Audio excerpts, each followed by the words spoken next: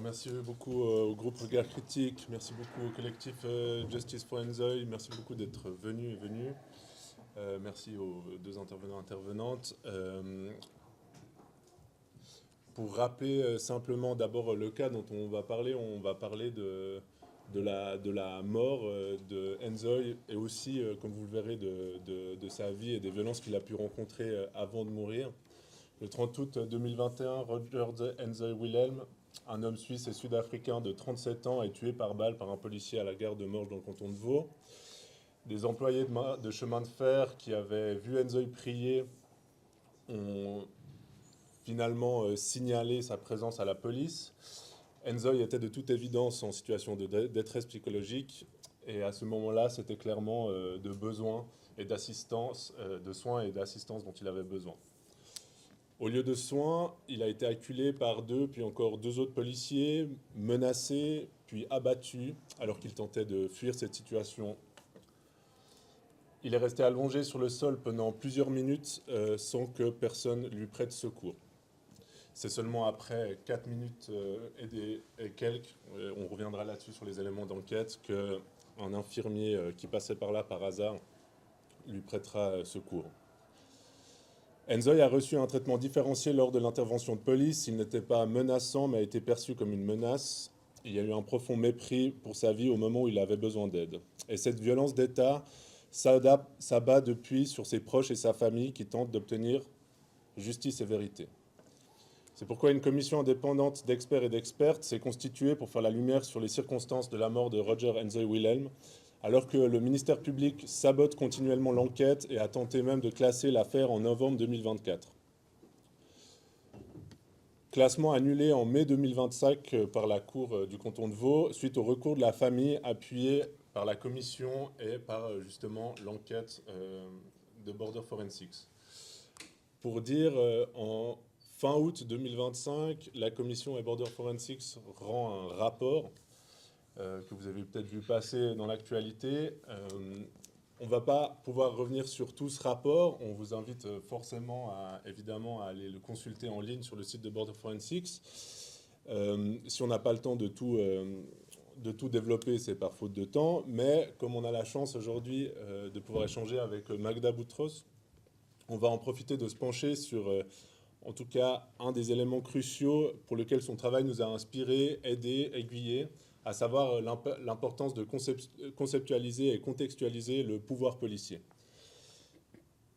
Pour commencer, ou pour donner suite à cette introduction, je vais laisser la parole à Stanislas Michel qui va nous présenter les résultats de l'enquête. Merci Louis, bonjour à toutes et à tous, j'espère qu'on m'entend bien au fond.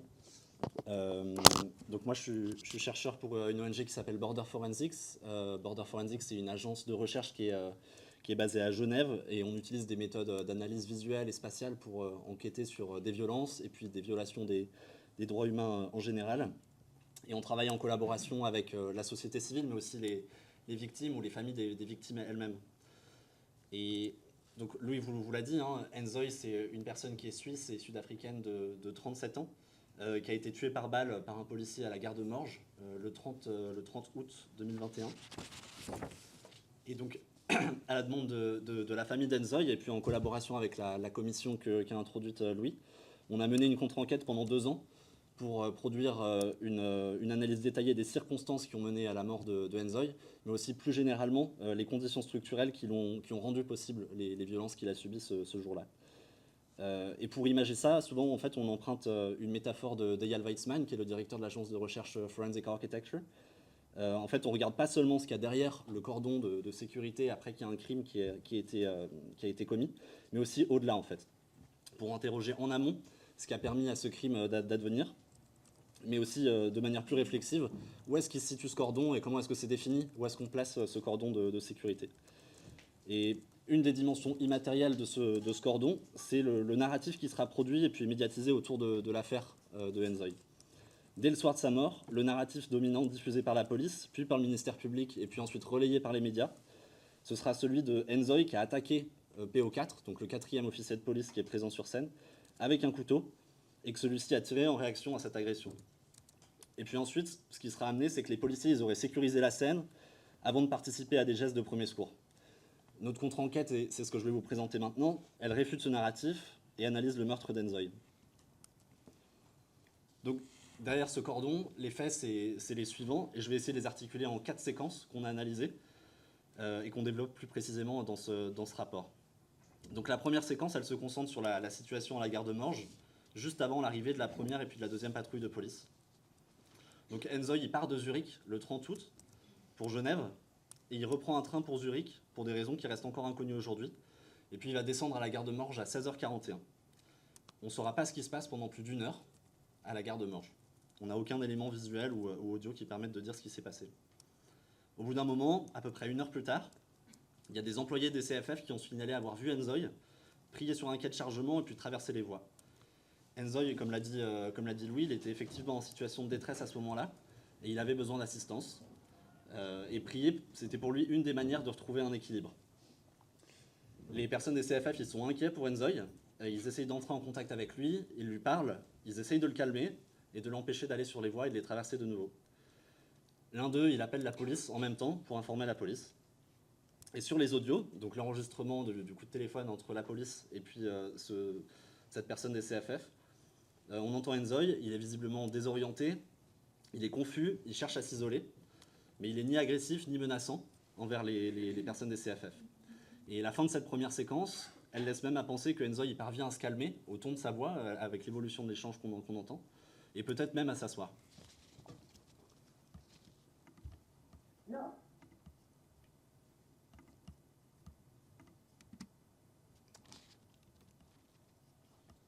Souci technique. Non. Calme-toi. Non. Calme-toi. Même, calme-toi. Calme-toi. Ah, en français. Qu'est-ce que tu veux faire? Non, non. Je suis calme. Je vois ce que tu veux faire. Calme-toi. Calme-toi.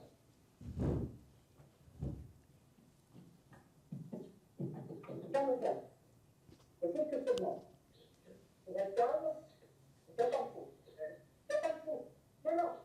C'est pas fou. S'il te plaît. C'est pas fou. Tu restes tranquille. Assieds-toi, s'il te plaît. Assieds-toi. S'il te plaît, assieds-toi. Les écrans, les attentes pour partir. Ne dis pas quoi. La deuxième séquence, c'est juste après la fin de l'enregistrement que je viens de vous passer. C'est l'arrivée de la première patrouille et puis de la seconde, quelques secondes après, qui a eu ce que nous on a analysé comme un effet déclencheur sur le comportement d'Enzoï. Donc la première patrouille, elle arrive à la demande de la centrale, qui demande de dépêcher une patrouille de police au quai de la gare. Donc c'est le policier 1 et le policier 2, qu'on appelle PO1 et PO2. Et puis quelques secondes plus tard, il y a une deuxième patrouille qui intervient, cette fois-ci spontanément, parce qu'elle entend les communications de radio avec la centrale, qui contient PO3 et PO4, donc le troisième et puis le quatrième policier. Et pour rappel, c'est le quatrième policier qui va tirer. Et c'est à l'arrivée de cette deuxième patrouille que la situation elle dégénère en quelques secondes et que Enzoï va se faire tirer dessus. Quand on analyse la déclaration des témoins, on arrive à confirmer que c'est bien l'arrivée de la patrouille de police qui provoque un changement de comportement chez Enzoï, parce qu'il est décrit comme plus agité, plus excité, paniqué et même cherchant à fuir. PO4, donc la personne qui va tirer sur Enzoï, il soutient lui-même cette interprétation en affirmant que c'est sa propre présence qui a eu un effet d'agitation sur Enzoï. Donc contrairement aux conclusions et puis au récit de l'enquête pénale qui sera repris par le ministère public et les médias, etc., nous, on a réussi à démontrer que c'est en réalité l'intervention policière qui a conduit à l'escalade de la situation et qui s'est soldée par la fusillade d'une personne qui était visiblement en détresse psychologique. Il y a une autre chose qu'on a réussi à mettre en avant dans ce rapport, c'est que aussi c'est le passé d'Enzoï qui a pu jouer un rôle, parce qu'il a été souvent profilé racialement dans sa vie, et il sait qu'un contrôle de police peut être dangereux pour lui, surtout dans une situation de détresse psychique. Et il a développé au cours de sa vie des stratégies aussi pour essayer de se soustraire à ces contrôles de police. La troisième séquence, elle s'intéresse à la suite de l'interaction entre Enzoï et la police, jusqu'au tir. Il y a des vidéos qui montrent que Enzoï s'éloigne de la première patrouille, il remonte sur le quai en courant vers l'ouest, vers la sortie des quais, d'où arrive en fait la patrouille 2. Face à lui, il y a PO4, il lui tire 2 fois dessus. Enzoy, il tombe au sol, il se relève, il reprend sa course. Et PO4, pardon, il lui tire une 3e fois dessus. À 17h59, Enzoy, il s'effondre au sol et il se relèvera jamais. Autour de ce que je viens de vous décrire, le narratif qui va justifier le meurtre d'Enzoy et son homicide, c'est celui de la légitime défense. Donc Enzoy, il aurait été armé d'un couteau et menaçant. Et nous, on a adressé la question de la dite attaque, en combinant une analyse de la trajectoire de PO4, de Enzoy, avec une reconstitution 3D des moments clés de sa course. Donc ce qu'on montre, c'est que la trajectoire et les mouvements de Enzoy, ils ne correspondent pas à une supposée attaque. En fait, on a cartographié l'ensemble des pas des acteurs sur le quai, que vous voyez à l'écran. Donc la trajectoire supérieure, c'est celle d'Enzoy, qui essaye d'aller en direction de la sortie du quai. Et la trajectoire inférieure, c'est celle du policier, PO4, qui recule et qui va intercepter la trajectoire d'Enzoy. Donc la trajectoire d'Enzoy et la direction de ses pas, ils ne s'orientent jamais vers PO4. A l'inverse, quand Enzoy il commence sa course en direction de la sortie du quai, on voit que PO4, il parcourt presque la moitié de la plateforme en direction du nord, et que c'est lui qui va intercepter la trajectoire et la direction de Enzoy. C'est lui qui se met dans son chemin, et donc c'est lui qui donne l'illusion d'une attaque. La course d'Enzoy, on voit aussi qu'elle est saccadée. Il s'arrête presque lorsque PO4 il se met dans son chemin. Et l'intention d'une attaque, elle est largement contestable au vu de cette analyse. Ensuite, pour ce qui est de la question du couteau, toute cette affaire, en fait, elle repose sur la perception de la présence de ce couteau. PO4, il a tiré parce qu'il s'est senti menacé par la perception de ce couteau, sans jamais être vraiment sûr de l'avoir vu. Il avait un doute parce qu'il n'était pas sûr d'avoir vu Enzoy poser ou ranger ce couteau à un moment donné. PO3, dans son témoignage avec l'officier de police judiciaire, il dira même à la fin de son audition qu'il n'est même pas sûr d'avoir vu ce couteau. Donc nous, on a analysé une vidéo qui est prise depuis un bâtiment sud de la gare. On peut voir quelques images. Pendant quelques images, on voit les 2 mains et les bras d'Enzoy. La distance et puis la qualité de la vidéo, elle ne permet pas de dire s'il y a un couteau. La qualité des pixels, elle fait que en fait, le couteau, il ne peut pas être visible à ce moment-là. Quand bien même il serait visible, le fait qu'il soit orienté d'une certaine manière ou d'une autre, il pourrait être invisible quand bien même il serait là. Donc nous, on ne s'est pas intéressé à ça, pas au couteau en fait, mais on a essayé de regarder la position de ses mains. En fait, on a pu déterminer la position et le mouvement de ses mains sur cette vidéo. Et compte tenu de la taille de ses mains et puis leur mouvement, on démontre qu'en fait, les mains d'Enzoy, pendant ces quelques rushs juste avant les 2 premiers tirs, elles étaient ouvertes. Donc c'est la courbure et puis les mouvements qu'on observe sur ces quelques images, ils décrivent tout simplement des mains qui sont ouvertes. Donc compte tenu du fait qu'il ait des mains ouvertes, c'est très peu probable qu'il ait un quelconque objet dans sa main, et le narratif de la présence du couteau et de l'attaque, il tombe à l'eau. Donc c'est vraiment ce que nous disent ces 2 analyses. Enzoy, il n'était pas armé au moment des 2 premiers tirs, et puis sa trajectoire et son comportement en général, ils contredisent le narratif d'une attaque. La dernière séquence, c'est celle du laisser mourir. Donc juste après les tirs, PO3, donc le 3e policier qui arrive sur scène, il informe par radio que des coups de feu ils ont été tirés. Il demande une ambulance. Et pendant les plus de 6 minutes qui ont suivi les tirs, Enzoy il se trouve face contre terre sur le quai. Les policiers ils le menottent dans le dos, ils le mettent sur le côté pour le fouiller. Et les quelques gestes qui sont produits durant ces 6 minutes sur Enzoy, ils seront strictement sécuritaires. Ils n'ont ni cherché à se renseigner sur son état de santé, ni ont prodigué les premiers secours. Après 6 minutes, comme l'a dit Louis, il y a un infirmier qui est témoin de la scène complètement par hasard, qui intervient spontanément et qui va commencer à prodiguer des soins d'urgence. Le décès d'Enzoy il est constaté à 18h31 sur le quai de la gare. Très brièvement, là j'étais sur le premier niveau d'analyse, donc le niveau d'analyse de l'enquête elle-même. Qu'est-ce qui s'est passé ce jour-là ? Et puis le second niveau d'analyse, c'est celui qui se situe au niveau structurel et qui essaye de replacer la mort d'Enzoy dans un cadre qui est plus large. C'est celui d'autres décès qui sont liés à des interventions de police. Parce que le cas d'Enzoy, c'est pas juste une tragédie individuelle, c'est aussi un révélateur des conditions structurelles qui font que certaines populations, elles sont plus à risque et plus exposées à des situations mortelles en contact de la police. Donc pour mettre ça en évidence, et je reviendrai dessus un petit peu après, on a produit une base de données sur les 4 personnes qui sont décédées à la suite d'une intervention de police en Suisse. Donc c'est 84 personnes depuis 1992 qu'on a réussi à recenser, et on a mis ça sur une plateforme cartographique. Cette base de données, elle ne fait pas juste office de mémorial pour les personnes qui sont tuées par la police, mais elle permet aussi de démontrer une forme d'opacité structurelle sur les pratiques de police en Suisse, et puis le manque de données disponibles sur leurs activités.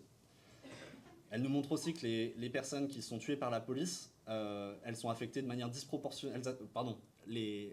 les meurtres policiers, ils affectent de manière disproportionnée les personnes qui sont altérisées, c'est-à-dire celles qui sont considérées comme étrangères au groupe dominant, notamment avec 3 typologies qu'on a déterminées, la racialisation, le statut socio-légal ou bien la psychopathologie.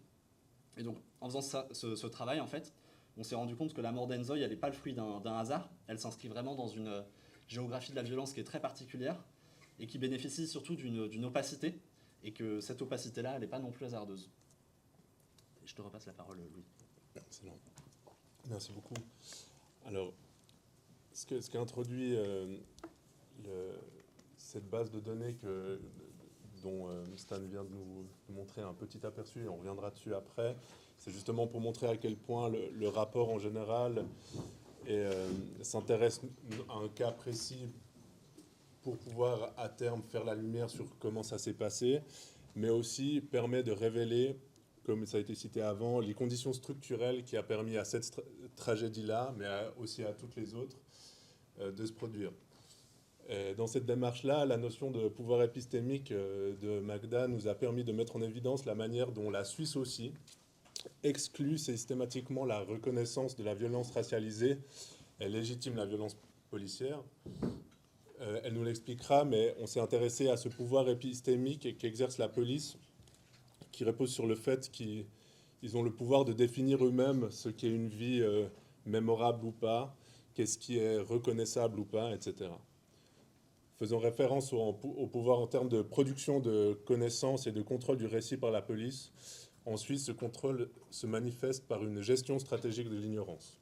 Et c'est ce qu'on a voulu démontrer dans notre rapport. Et c'est pour ça que c'est une chance d'avoir Magda Boutros ici qui va le développer peut-être après cette présentation.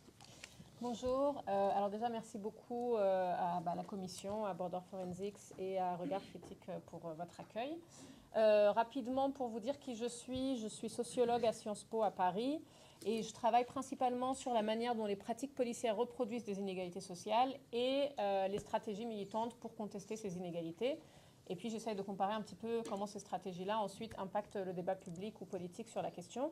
J'avais commencé des travaux sur l'Égypte des mobilisations contre les violences sexuelles qui essayaient de trouver des alternatives à la police contre les violences sexuelles dans les espaces publics. Ensuite, j'ai fait un travail sur les mobilisations en France contre les discriminations et les violences policières, en partant de 2005, donc le décès de Ziad Ebouna, jusqu'à 2023, le décès de Naël. Et en ce moment, je travaille sur ce que la police appelle l'éviction des indésirables, donc il y a une politique institutionnelle dont je parlerai un petit peu plus tard.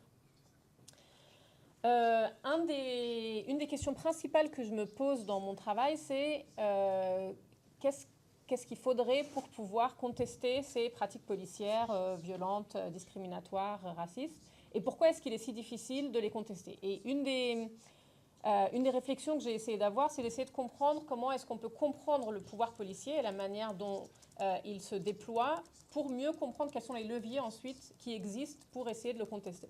Donc, quand j'ai regardé la littérature, il y avait 2 dimensions qui ressortaient beaucoup de ce qu'est le pouvoir policier. La première dimension, c'est le pouvoir coercitif. Le pouvoir coercitif, c'est tout simplement la capacité d'utiliser la force ou la contrainte pour obliger quelqu'un à faire quelque chose qu'il ne ferait pas autrement. Donc, la police, c'est vraiment l'exemple type du pouvoir coercitif. Ils ont le droit d'utiliser la force pour forcer quelqu'un à s'arrêter, donner ses papiers d'identité, se faire arrêter, se faire menotter. Et ils ont le pouvoir d'utiliser la force.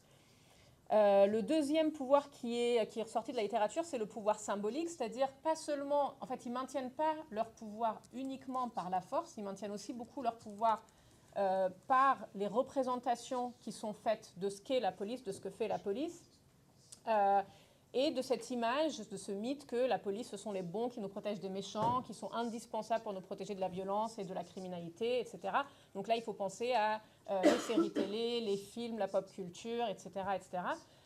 Et donc, c'est ces 2 éléments-là qui avaient déjà été identifiés comme ce qui maintient ou ce qui soutient le pouvoir de la police. Quand j'ai commencé à faire des travaux là-dessus, il y a quelque chose qui ressortait beaucoup que je ne trouvais pas justement dans ces 2 dimensions du pouvoir, c'est que beaucoup de personnes, c'est pas forcément par peur des représailles, bien sûr la peur des représailles existe beaucoup, c'est pas forcément parce qu'ils adhèrent totalement à cette idée que les policiers c'est les bons et ils nous protègent des méchants, mais ils se disent en fait ça sert à rien d'essayer de contester puisque ce sera ma parole contre celle du policier et clairement ma parole n'aura aucune valeur. C'est à partir de là que j'ai commencé à réfléchir à une troisième dimension du pouvoir policier que j'appelle le pouvoir épistémique. Ça, c'est donc cette idée de pouvoir épistémique, c'est pas moi qui l'ai inventé. Hein. Il y a des philosophes et des sociologues qui l'ont déjà défini. Et donc le pouvoir épistémique, c'est la capacité de contrôler ce que l'on sait des pratiques policières et des inégalités qu'elles génèrent, et ce qui reste dissimulé, ce qui reste caché, ce qu'on ignore. Donc c'est cette capacité à produire le réel ou à dire le réel et à dissimuler des choses ou à décrédibiliser des récits alternatifs. Il y a trois sources du pouvoir épistémique de la police dont je vais parler l'un après l'autre. Donc le premier, c'est la police en France, mais dans beaucoup d'autres pays aussi, a la capacité, désolé, la slide est un peu bizarre, mais j'espère que vous voyez, a la capacité de contrôler la production de données officielles, donc les données sur le crime, les données sur le désordre urbain, les données sur les actions policières, combien d'arrestations ils ont fait, etc. Et donc, ils ont aussi la capacité de déterminer qu'est-ce qu'on compte et qu'est-ce qu'on ne compte pas dans ces données officielles. Donc là, pour vous donner juste un exemple, en France, par exemple, on a ce qu'on appelle un État 4001, c'est-à-dire l'index de tous les crimes et délits qui sont enregistrés par la police. Il y a donc le dernier que vous voyez ici, une catégorie spécifique, violence à dépositaire de l'autorité, donc violence contre les agents de police, mais il n'y a pas dans cet État 4001 de catégorie pour des violences par dépositaire de l'autorité. Alors, depuis 2018, parfois, l'Inspection générale de la police nationale publie certaines de ces données-là, mais voilà, ce n'est pas forcément systématique, ce n'est pas enregistré d'une manière aussi systématique et dans les mêmes jeux de données que les violences à agents. Donc, la première source de ce pouvoir épistémique, c'est qu'il détermine ce qu'on compte, ce qu'on ne compte pas, ce qu'on publie comme données. Parfois, ils ont ces données-là. Par exemple, ils savent, à chaque fois qu'il y a une utilisation de l'arme à feu par les policiers, le ministère de l'Intérieur le sait, le comptabilise, mais ce n'est pas forcément des données qui sont systématiquement publiées. La deuxième source, c'est que les policiers, en France comme dans beaucoup d'autres pays, jouissent d'une présomption de crédibilité. Ça, c'est, en France, par exemple, c'est un principe de droit. Le PV policier fait foi. Donc, tout ce qui est écrit sur un PV de police est jugé et considéré comme vrai jusqu'à preuve du contraire. Donc, si vous avez un policier qui vous donne une contravention en disant « j'ai vu telle personne faire un excès de vitesse, j'ai vu telle personne jeter un détritus par terre », c'est la vérité selon la loi. Cette présomption de crédibilité, elle s'applique également quand les policiers sont accusés de violence. Donc, dans une affaire qui a été jusqu'à la Cour européenne des droits de l'homme en France, un homme accusait la police de violence et de torture. Et le tribunal en France a dit, de manière générale, en principe, on considère que la parole d'un policier est plus crédible que celle d'un délinquant, sauf si, voilà, on a énormément de preuves externes qui démontrent que ce n'est pas le cas en l'espèce, mais dans l'absolu, on estime que, puisque c'est un agent assermenté, sa parole a plus de valeur. Ça s'applique dans le système judiciaire, mais ça s'applique aussi, évidemment, dans le système médiatique. Et la troisième source de pouvoir épistémique, c'est que la police, en tant qu'institution, a un accès privilégié aux médias. C'est une institution qui a des équipes de com, qui a des ressources à mettre là-dedans, qui a des relations privilégiées avec les médias pour tout ce qui est faits divers, etc. Et donc qui ont souvent un accès beaucoup plus rapide aux médias que les victimes ou que les communautés qui sont touchées par la violence policière. Donc là, je vous ai mis une photo de Nicolas Sarkozy en 2005, juste après la mort de Ziad Ebouna, qui était mort lors d'une intervention policière. Nicolas Sarkozy, à l'époque, qui était ministre de l'Intérieur, était absolument partout, dans tous les médias. Vous allumiez la télé, vous ouvriez la radio, il y avait Nicolas Sarkozy partout. Par contre, les familles des deux victimes ou la troisième victime qui a survécu, ou les communautés dans lesquelles ils avaient grandi, là, leur voix avait beaucoup moins accès aux médias mainstream. Donc ces trois sources du pouvoir épistémique nous donnent un petit peu des pistes pour contester l'action policière, comment faire. Donc, pour contester l'action policière et imposer un débat public sur les violences policières ou le racisme policier, un des éléments sur lequel il faut travailler de manière indispensable, c'est de contrer ce pouvoir épistémique, donc en gros de produire ses propres données. Il y a plein de différentes manières de le faire. Il y a des ONG qui écrivent des rapports sur les pratiques policières, sur le contrôle aux faciès, sur l'usage de la force, etc.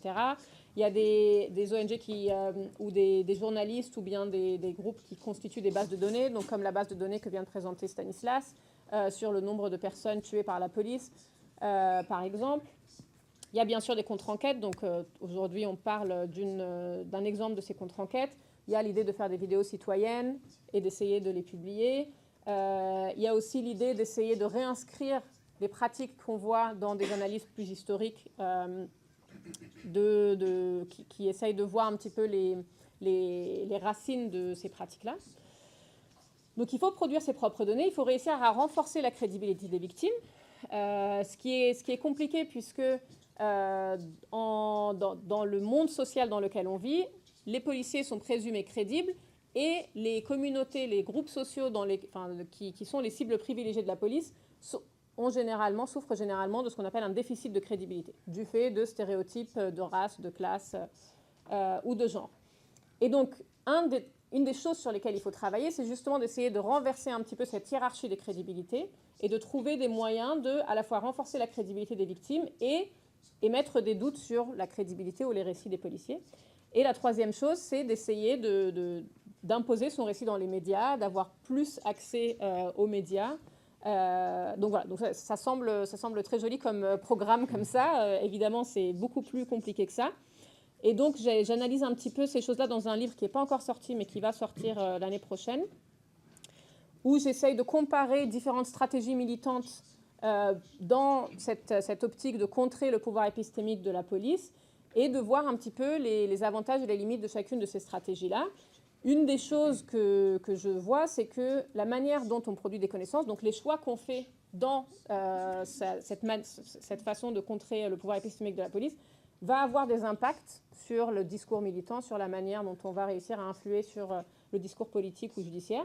Et donc, c'est des questions que des gens comme la Commission et Border Forensics se posent beaucoup, je pense, mais qui sont un peu à réfléchir collectivement. Qui produit des connaissances? Est-ce qu'on demande à des chercheurs établis? Est-ce qu'on fait de la production de connaissances plus par le bas, par les victimes elles-mêmes? Est-ce qu'on s'organise en collectif? Quelles questions sont posées? Est-ce qu'on essaye de comprendre ce qui se passe dans une affaire pour comprendre est-ce que le policier était en légitime défense ou non? Comment est-ce qu'on peut contextualiser ensuite et poser des questions un peu plus larges pour comprendre des pratiques généralisées, pour comprendre des structures dans lesquelles s'inscrivent ces événements individuels? Comment est-ce qu'on collecte des données? Où est-ce qu'on collecte des données? Donc, il y a eu beaucoup de discussions, par exemple, autour des vidéos citoyennes. Une des choses qu'il faut garder en tête, c'est que c'est beaucoup plus facile de filmer dans certains lieux que dans d'autres, dans certaines circonstances que dans d'autres. Dans une manif, c'est facile de filmer dans un quartier populaire le soir, dans un coin de rue sombre, c'est beaucoup plus difficile. Quelle grille analytique on utilise ensuite pour analyser toutes ces données qu'on aura collectées? Voilà, tout ça, c'est des questions qui vont déterminer un petit peu le type de connaissances qu'on arrivera à produire et la manière dont on va pouvoir pousser un petit peu et challenger, si on peut dire, ce pouvoir épistémique de la police pour commencer à détricoter le récit policier et détricoter cette idée que, voilà, même s'il s'est peut-être passé quelque chose là, c'était un cas isolé, c'était une bavure, il n'y a pas de racisme, etc.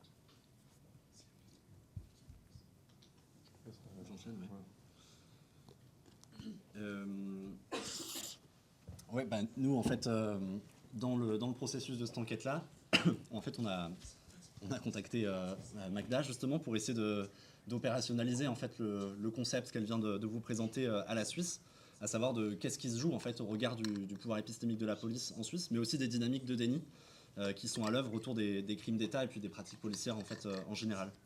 Et en fait, nous, on s'est confronté vraiment à ce déni en essayant de répondre à la question suivante, qui est celle du chapitre 3. C'est à savoir dans quelle mesure est-ce que le meurtre d'Enzoï, et puis il a été influencé par des structures racistes. Donc du coup, je vais vous accompagner un peu dans notre démarche, et puis ensuite, je vous présenterai l'approche un peu réflexive qu'on a eue autour de cette constitution de base de données. Donc Louis vous l'a expliqué en première partie, Enzoï, il a subi un traitement différencié le jour de son interpellation. Que ce soit avant ou après les tirs, en fait, il a été appréhendé comme une menace alors qu'il avait besoin d'aide, et puis il y a eu un vrai mépris pour sa vie au moment où il avait besoin d'assistance. Et puis surtout, en fait, 1 minute après les tirs, la centrale, elle demande plus d'informations aux policiers par radio. Et puis voilà ce qui sera communiqué à la centrale juste après les premiers tirs. C'est pas plus dangereux à l'homme de couleur. Il est au sol. Donc l'assignation raciale, c'est la première chose que va communiquer PO3 à la centrale quand on lui demande des informations, notamment sur son état de santé. De l'autre côté, pendant toutes leurs auditions et puis tout le traitement médiatique de cette affaire, les policiers et puis les médias en général ou les commandants de police, ils vont soutenir qu'en aucun cas, le racisme n'a eu une influence ou la race a eu une influence sur la manière dont Enzoy il a été traité ce jour-là. Donc là, on voit vraiment une espèce de double dynamique. Enzoy il a été réduit et perçu comme un homme de couleur, et dans le même temps, on observe tous les efforts que la police met en place pour nier le fait que la race ait pu avoir un quelconque effet sur ce qui s'est passé ce jour-là. Donc nous, on a cherché à essayer de faire la lumière sur le traitement différencié dont il a fait l'objet, et puis de ce déni, et de savoir si voilà, le racisme a influencé le cas d'Enzoy. Donc en fait, pour répondre à cette question, on s'est d'abord intéressé à l'histoire. Donc la Suisse, elle n'est pas immunisée de l'histoire coloniale européenne et des catégories raciales qu'elle a produites en général. C'est des héritages qui persistent, en fait, ils structurent nos institutions et puis nos imaginaires. Et l'institution policière, elle en est pas immunisée non plus. Et voilà, il y a de nombreux rapports qui alertent sur la manière dont le racisme il façonne les pratiques de la police en Suisse. Et surtout, ils nous disent qu'il y a un vrai manque de données par rapport à ça qui ne permettent pas de comprendre l'ampleur du phénomène. Donc pour combler ce manque, je vous l'ai dit, on a constitué cette base de données et on a essayé aussi de comprendre qui meurt auprès de la police. Et notamment au regard de la manière dont les acteurs de l'État s'engagent dans ces processus d'altérisation que je vous ai mentionnés, à savoir la racialisation par rapport à leur situation socio-légale ou la psychopathologie des personnes qui sont impliquées dans l'interpellation. Donc les résultats, ils sont assez frappants. C'est que 67% des décès qu'on a pu documenter en contact avec la police, ils présentent au moins un axe d'altérisation. Et il y a près d'un tiers des cas qui en présentent plus d'un, donc des intersections d'altérisation. Plus de 45% des personnes qui ont été tuées, elles ont été racialisées au moment de l'interpellation. Et 19% ont été altérisées en relation avec leur psychopathologie. Donc ces schémas, ils ne sont pas du tout aléatoires. Ils reflètent des hiérarchies de la différence qui sont reproduites dans le maintien de l'ordre de la police suisse. Et si on revient à notre question directrice, à savoir dans quelle mesure est-ce que la mort d'Enzoy elle a pu être façonnée par le racisme ou des processus d'altérisation, notre enquête et puis cette base de données, elle apporte des éclairages qui sont quand même assez frappants. Donc si je reviens au début, Enzoy il a reçu un traitement différencié, on le sait, on l'a vu. Il n'était pas menaçant, il a été perçu comme une menace. Il a été aussi perçu comme un homme de couleur, ça a été verbalisé. Il a été assigné racialement. Il a été aussi perçu comme imprévisible du fait de sa condition psychique. C'est des choses qu'on a lues dans les auditions des policiers. Donc il a été altérisé par 2 fois. Et ça a été aussi pondéré par sa masculinité, parce qu'on sait aussi qu'à travers cette base de données, c'est une majorité d'hommes qui sont tués par la police. Donc cette base de données, elle nous le dit aussi, ces formes d'altérisation et puis d'intersection, elles ne sont pas anodines. Elles vous exposent à des situations particulièrement mortelles. Donc nous, on fait la conclusion à travers cette base de données que c'est hautement probable que le meurtre d'Enzoy il ait été façonné par des structures racistes qui régissent nos sociétés. Maintenant, si je reviens un petit peu en arrière et qu'on a une posture un peu plus réflexive sur le fait que ces données, en fait, au préalable, elles n'existaient pas, ou peu, ou en partie. Parce qu'en fait, il y a quelques pistes ici et là dans les médias qui sont disséminées. Et en relation avec ce que Magda vient de nous expliquer. En fait, pour la police, ne pas publier ces données, parce qu'on sait qu'elles existent, elles sont forcément quelque part, ça leur permet vraiment le plein pouvoir sur leur image et puis le contrôle du narratif à leur sujet, en fait. Pour dire simplement, si les statistiques sur les pratiques policières, elles n'existent pas, il n'y a pas de violence policière. C'est un non-sujet, on ne peut pas l'adresser. Et en fait, la police, elle dissimule, elle choisit de disséminer en fait, précieusement les statistiques à son égard. En Suisse, il y a le CCPCS, donc, qui est la conférence des commandantes et des commandants de police cantonale en Suisse. Et elle produit 3 statistiques annuellement, et pas tous les ans d'ailleurs. La première, c'est l'état du personnel. Combien de policiers sont engagés, à quel titre et dans quel canton. La seconde, c'est les statistiques policières de la criminalité. Et la dernière, c'est la statistique de l'usage des armes à feu, qui n'est même pas publiée en entière. On a vaguement une espèce de moyenne sur les années 90. Et puis ensuite, à partir de 2010, on a un recensement à chaque fois qu'un policier va faire usage de son arme à feu. Et donc, une des dimensions du déni autour de ces crimes d'État, il se situe vraiment à cet endroit précis. C'est le focus sur l'usage des armes à feu. Parce que c'est une statistique qui est mise en avant partout, dès qu'un policier tire ou dès qu'un policier va être impliqué dans une affaire de crime. Souvent, c'est couplé avec des notions de rareté. Dès qu'il y a un homicide policier qui a lieu, si vous ouvrez l'article de l'RTS en lien avec ça, il y aura un petit encart en bas qui va vous expliquer cette statistique-là, du fait que grâce au CCPCS, on sait que tous les ans, il y a de moins en moins d'usage d'armes à feu. Et ça laisse à penser en fait que la police est de moins en moins violente parce qu'elle fait de moins en moins usage de son arme à feu. Donc c'est vraiment une illusion qui est créée de toute pièce, que la police serait ni violente ni meurtrière. Souvent aussi, ils la couplent avec la statistique de l'usage des tasers, qui est là aussi pas tout à fait consistante tous les ans. Donc ils vont coupler ça de manière inverse en disant les policiers font moins usage de leur arme à feu parce qu'ils font davantage utilisation du pistolet à impulsion électrique pour mettre fin à des situations conflictuelles. Donc on le sait, la police, elle documente ces tirs. On sait qu'ils ont connaissance pour certaines années des décès qui sont associés à ces tirs, mais ils décident sciemment de ne pas les publier au même titre que les tirs. Et donc si on les confronte tout simplement avec les données que nous, on a collectées et qu'on les met en parallèle, donc qui n'étaient pas publiques auparavant, en fait on montre l'intuition que je vous ai donnée juste avant, c'est ce narratif de la baisse de la létalité qui serait associé avec la baisse de l'usage d'une arme à feu. Il est complètement construit et complètement fallacieux. Quand bien même les tirs sont en baisse, il n'y a pas de baisse des morts au contact des pratiques policières. Et entre étillés sur les barres rouges, vous avez les personnes qui ont été tuées spécifiquement par arme à feu. Là aussi, il n'y a absolument aucune corrélation entre l'usage de l'arme à feu et puis les personnes qui ont été tuées via l'arme à feu. Au mieux, en fait, avec leurs statistiques de l'usage de l'arme à feu, et puis compte tenu des typologies de décès que nous, on a recensées, donc en fait, vous le voyez, les policiers n'ont pas forcément besoin d'une arme à feu pour tuer quelqu'un. On pourrait dire en fait juste que la police elle a développé des nouvelles manières de tuer au cours du temps. Ça c'est la première hypothèse qu'on pourrait faire. On le voit, les morts par arme à feu elles représentent que 45% des morts au contact de la police. Les 55 autres %, ils tombent sous le coup de non-assistance à personne en danger ou des personnes qui se seraient éventuellement suicidées dans des cellules de prison de police. L'usage de la violence directe ou bien des courses-poursuites.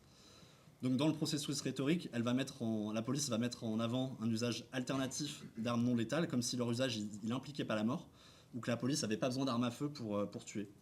Mais en réalité, il n'y a pas vraiment de données à ce sujet, c'est nous qui les avons documentées ici, et c'est précisément pour cette raison qu'ils peuvent se permettre ça. C'est quelque chose qu'on continue de voir aujourd'hui, en fait, cette conflictualité épistémique avec la police après nos publications. Quand bien même on a fait la lumière sur les différentes manières de tuer, la police va continuer à contester certains cas en disant que ça ne tombe pas sous le coup de leur responsabilité. Une course-poursuite, ils vont nous dire que non, en fait, c'est pas quelqu'un qui a tiré par arme à feu, donc finalement, ça ne revient pas à eux. Donc il y a vraiment aussi une manière pour la police d'essayer de redéfinir des périmètres de responsabilité autour des décès en contact avec des interactions policières. Et peut-être juste pour terminer avec ça, il faut aussi redire que le contrôle épistémique de la police, c'est aussi une violence inouïe qui s'abat en fait en particulier sur les victimes, en plus des victimes, celles des proches, parce que c'est une manière de ne pas donner voix et de ne pas pouvoir faire la lumière sur ce qui s'est passé et de ne pas rendre justice.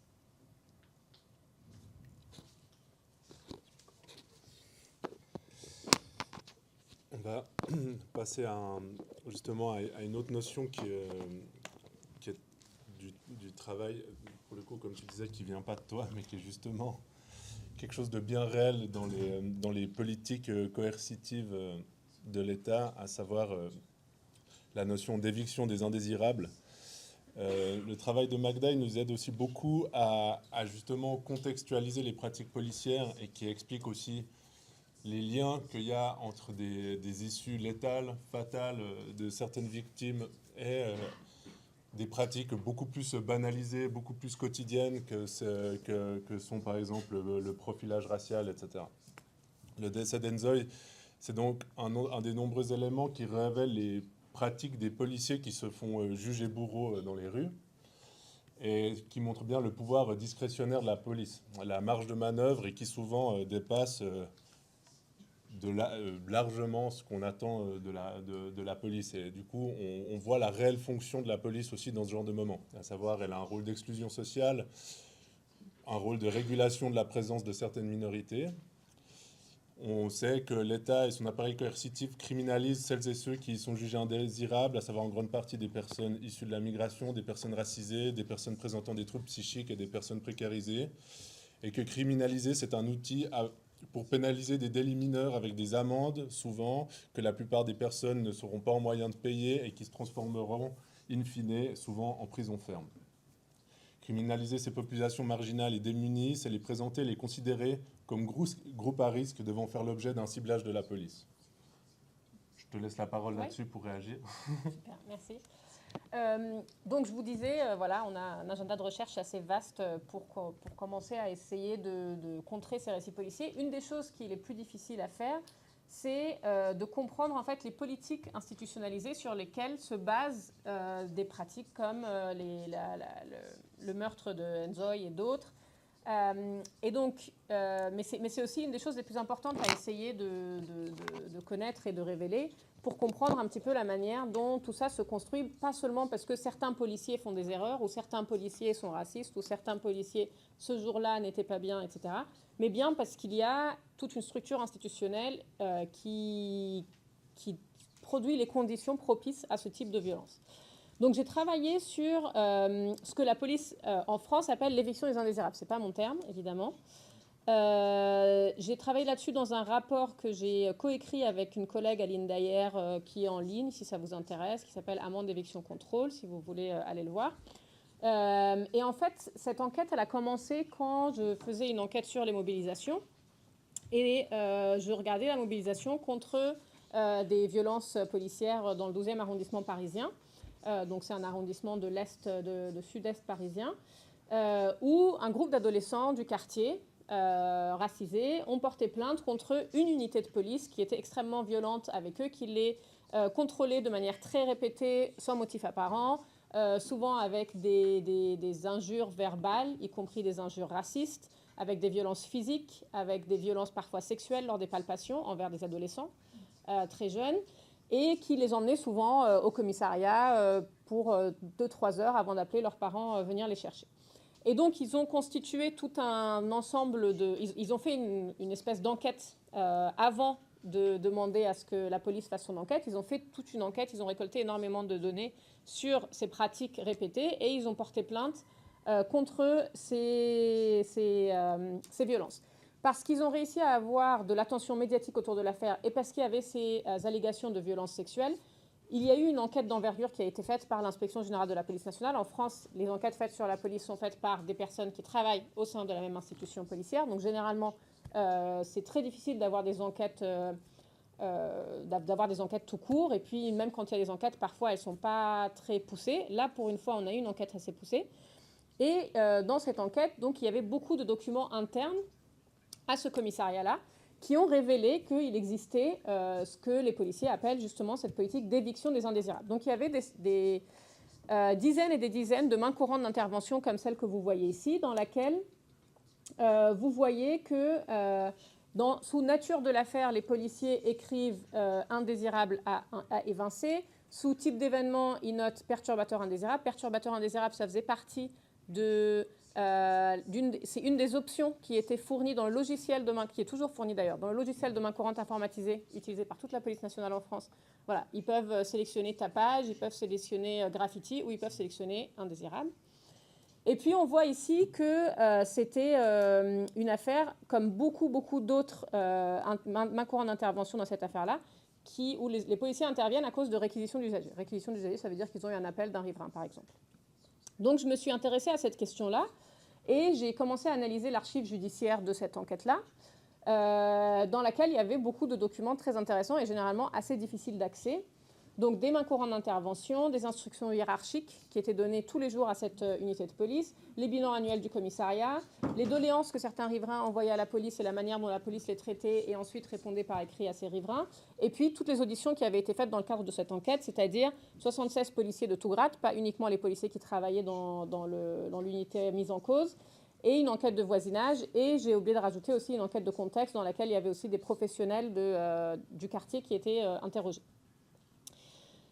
Et donc, ce qu'on voit dans cette enquête-là, c'est tout d'abord que l'éviction des indésirables était une politique institutionnelle, affichée, assumée dans ce commissariat-là, Donc il y avait des instructions hiérarchiques quasi quotidiennes. L'IGPN a été voir tous les jours les instructions qui étaient données à cette unité de police, qui était une unité de tranquillité publique. Donc pas du tout une unité d'anticriminalité. Ils n'étaient pas là pour faire de l'anticriminalité, ils étaient vraiment là juste pour faire de la tranquillité publique. Et donc tous les jours, on leur demandait de procéder à des évictions des indésirables. Ce terme n'était défini nulle part. Mais quand les policiers et la hiérarchie policière étaient interrogés par l'IGPN pour savoir ce à quoi ça correspondait, ils disaient les indésirables, c'est ceux qui gênent les riverains. C'était ce qui était dit. Donc il y avait ces instructions hiérarchiques qui donnaient lieu à une pratique routinière de ces unités de tranquillité publique. Donc parmi les mains courantes qui étaient incluses dans le dossier de l'enquête, il y en a une grande partie, un tiers qui sont pour ce que les policiers appellent des perturbateurs indésirables. Et ce qu'on voit dans ces interventions-là, c'est que de manière quasi systématique, quand la police nomme une intervention ou motive une intervention par le fait que les personnes ciblées sont des indésirables, ils sont systématiquement évincés de la voie publique. Ils sont évincés généralement soit par un ordre de quitter l'espace public, rentrer chez vous, soit par une conduite au poste, souvent pour vérification d'identité, alors que c'est des personnes que les policiers connaissent très bien puisqu'ils les contrôlent tous les jours. Soit les policiers arrivent, les personnes partent d'elles-mêmes. J'ai essayé de comprendre dans quelles circonstances les policiers faisaient des évictions d'indésirables. Et ce qu'on voit, c'est que l'éviction vise des présences indésirables et non pas des comportements. Donc dans les 3/4 des mains courantes d'intervention dans lesquelles ils parlent d'éviction, on voit qu'ils font des évictions sans constater aucun comportement incivil ou problématique ou délictuel. Donc là, je vous ai mis certains des résumés de ces interventions-là, dans lesquelles ils disent, voilà, on est en présence d'indésirables, on les évince, rien à signaler. C'était aussi admis par certains des policiers qui ont été interrogés, et certains des chefs de police qui étaient interrogés dans l'enquête, qui disaient l'éviction était faite lorsqu'il n'y avait pas d'infraction constatée, mais que cela engendrait une réelle gêne vis-à-vis des riverains, ainsi qu'un sentiment d'insécurité. Je vais revenir justement sur cette notion des riverains. Donc, avant de regarder cette notion des riverains, je me suis dit, OK, donc si ce n'est pas le comportement qui justifie cet étiquetage d'indésirables, qui sont les indésirables? Et j'ai voulu comparer l'ensemble des personnes contrôlées par la police qu'on pouvait voir dans les mains courantes incluses dans le dossier, avec celles qui sont étiquetées indésirables. Et donc, le benchmark, si vous voulez, c'est des personnes contrôlées par la police pour d'autres motifs.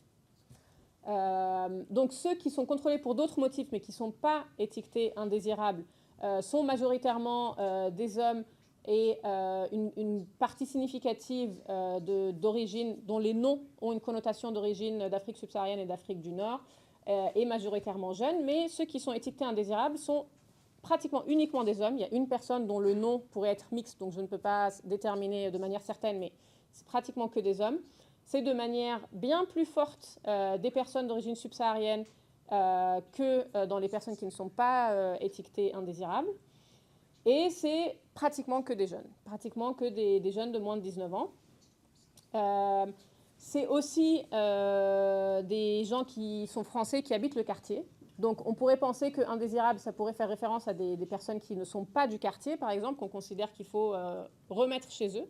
Là, en l'occurrence, c'est un quartier très gentrifié de Paris, mais dans lequel il reste des poches de logement social. Et donc, c'est des gens qui vraiment se faisaient évincer en bas de chez eux. Donc là, vous voyez, en bleu, c'est les adresses des personnes qui étaient évincées, et en rouge, c'est les lieux d'éviction. Vous voyez que c'est très proche de là où ils habitent.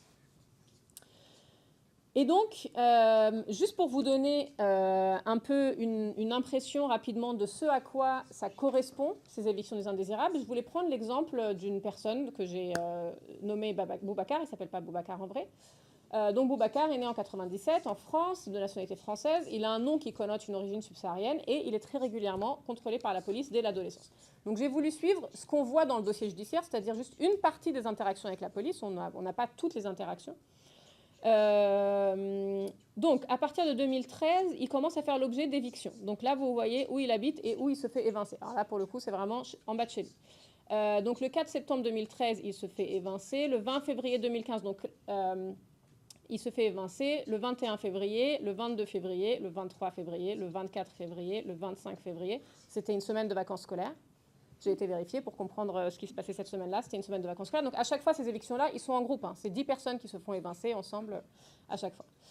Le 1er mars 2015, le 1er mai 2015, le 18 août 2015, le 25 août 2015. Voilà. À chaque fois qu'il est dans son quartier, avec ses amis, en groupe, la police vient et procède à des évictions. En tout cas, c'est ce qu'on a d'après les mains courantes policières.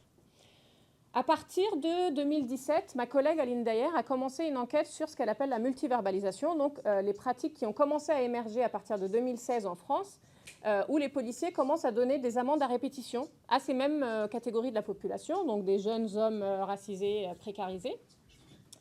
Et donc on retrouve en fait Boubacar dans mon enquête et dans son enquête à elle.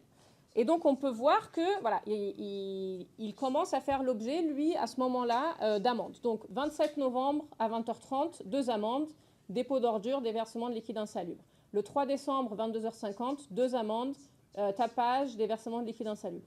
Le 3 décembre, même jour, 23h45, 3 amendes, dépôt d'ordures, déversement de liquide insalubre, tapage. Le 6 janvier 2019, 22h50, 3 amendes, pour les mêmes motifs. Le 22 avril, 2 amendes. Le 30 janvier, 3 amendes, etc., etc., etc. Et donc là, ça, c'est le travail d'Aline Dayer. Elle a voulu étudier cette multiverbalisation. Donc, c'est cette verbalisation très fréquente, jusqu'à plusieurs fois par jour, plusieurs fois par semaine, des mêmes personnes qui génèrent des dettes d'amende très importantes. On a jusqu'à plus de 30 000 € d'amende pour des jeunes adultes ou des adolescents. Et c'est généralement pour 3 motifs, soit tranquillité publique, donc c'est question de déchets, tapage, etc. Soit pour la circulation routière, ceux qui ont des scooters se font beaucoup verbaliser pour ça. Et pendant la période du Covid, il y a énormément de verbalisation aussi pour défaut d'attestation. En France, on avait cette question d'attestation de sortie, etc. Ces amendes, en fait, comme vous avez pu le voir pour Boubacar, elles sont souvent données en lot. Donc on a un groupe, la police voit un groupe, elle va donner à tout ce groupe-là, par exemple, 3 amendes d'un coup, tapage, déversement et déchets. Donc, c'est des lots qui sont très, très récurrents. Parfois, ça peut aller jusqu'à 11 amendes en même temps. Voilà, même jour, même heure, 11 amendes. Et donc, de la même manière qu'ils étaient évincés en bas de chez eux, ils sont verbalisés en bas de chez eux. Donc, pour vous donner une idée un petit peu de ce que ça donne pour Boubacar, entre juillet 2015, donc quand il avait 17 ans, et mars 2018, quand il avait 29 ans, il s'est pris 39 amendes. Pour un montant cumulé de 10 000 €, plus de 10 000 € à 20 ans. Vous pouvez voir là dans le tableau qu'il y en a vraiment beaucoup pour le même jour. Donc à partir de donc le 10-3 par exemple, voilà, il y en a, alors je n'ai pas compté, mais il y en a une bonne nombre. Et donc dans l'enquête d'Aline, elle voit en fait que c'est des pratiques qui ne sont pas du tout exceptionnelles. Donc là, c'est certains de ces enquêtés. Vous pouvez voir l'âge qu'ils ont au moment de l'enquête, la dette cumulée qu'ils ont d'amende au moment de l'enquête, le nombre d'amendes sur généralement des périodes assez réduites. Parfois, voilà, Ahmed, en un an, sur 2022-2023, en 2 ans, il a 62 amendes, plus de 16 000 €. Sofiane, 22 ans, entre 2017 et 2022, 84 amendes, plus de 32 000 € d'amende, de dette d'amende, etc. Et donc, une des choses qui revient énormément de la part des policiers dans l'enquête que j'ai observée, enfin que j'ai analysée, c'est que les policiers disent « oui, mais qu'est-ce qu'on pourrait faire d'autre puisque les riverains se plaignent ?» Donc il fallait bien qu'on trouve des solutions. Donc ça, c'est vraiment quelque chose qui revient énormément dans les auditions des policiers. Ils disent « non, on veut bien arrêter de faire des évictions, mais puisque les gens se plaignent, il faut bien trouver des solutions. » Et donc j'ai voulu essayer justement d'objectiver un petit peu cette question de doléances des riverains. Et donc, pour résumer, ce que ce travail-là nous a permis de montrer, c'est que, voilà, ça c'est 2 exemples, l'éviction et la multiverbalisation, c'est 2 exemples où on voit des outils de gestion de l'espace public dans des espaces de mixité sociale qui permettent à la police de déterminer qui est à sa place dans ces quartiers et qui est indésirable. Alors, même si ces jeunes-là habitent ici, vont à l'école ici, etc., il ne faut pas qu'ils soient trop visibles dans l'espace public. Et donc, on va essayer de gérer l'esthétique de cet espace public en essayant de faire en sorte qu'ils ne soient pas trop visibles et donc surtout qu'ils n'y soient pas en groupe. Et donc, ça, c'est un des exemples d'une politique institutionnelle qui nous permet vraiment de replacer les pratiques policières dans leur contexte local pour analyser non seulement ce que fait la police et pourquoi la police va avoir des pratiques discriminatoires envers certaines populations, mais analyser aussi le rôle d'autres acteurs externes à la police qui vont eux aussi aller jouer un rôle en envoyant des doléances, en ayant des processus assez systématisés entre différentes institutions publiques pour faire des demandes d'intervention de la police dans certains cas, ou bien justement l'absence de processus institutionnels établis pour, par exemple, faire passer, transmettre des messages d'inquiétude ou d'alerte pour des pratiques policières problématiques. La deuxième chose pour moi que cette affaire-là montre, c'est que quand on réfléchit au racisme et à la police, il faut qu'on ait en tête que le racisme, ça crée une hiérarchie sociale. Donc il y a certaines vies qui valent moins que d'autres, il y a certaines vies qui sont dans la hiérarchie raciale, qui sont au-dessus ou en dessous. Mais le racisme, c'est aussi une organisation spatiale. C'est aussi comme ça que la police crée des pratiques discriminatoires. C'est dans sa mission, on va dire, normale, classique, de gestion de l'espace urbain, puisqu'on va lui demander de maintenir un certain ordre spatial qui peut être racialisé. Donc à Paris, ce qu'on voit dans nos enquêtes, c'est que cet ordre spatial dont la police avait pour mission de le mettre en œuvre, c'était basé sur une vision qu'on peut nommer de post-coloniale de l'espace public parisien, où les corps issus des anciennes colonies françaises sont considérés indésirables, sont considérés comme étant antinomiques à ce que les policiers appelaient la bonne physionomie du secteur. Donc une fois qu'ils faisaient les évictions, après ils disaient « nous avez fait les évictions, bonne physionomie ». L'esthétique du quartier est rétablie. Voilà, je m'arrête là.